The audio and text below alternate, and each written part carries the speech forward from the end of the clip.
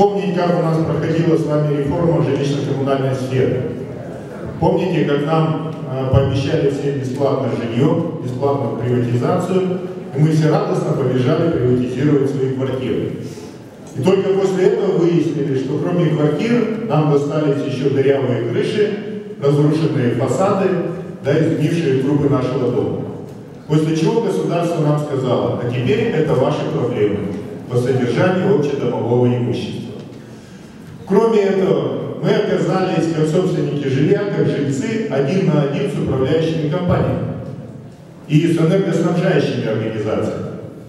Если мы с вами посмотрим договор с управляющей компанией, там может быть много пунктов, 20, 25, но по факту их два. Первое. Мы обязаны, как жильцы, платить за коммунальные услуги. И одна обязанность управляющей компании – собирать наши деньги. Все. Других обязательств мы не видели в этих договорах. Ни видов работ, ни сроков исполнения этих работ управляющей компании, не говоря уже о качестве этих работ. Ничего не было.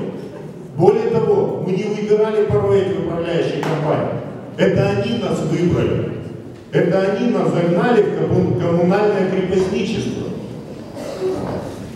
И мы, в принципе, любой сегодня собственник жилья остался один на один с управляющей компанией, у которой есть финансово-экономические отделы, есть юридические службы, есть деньги на адвоката.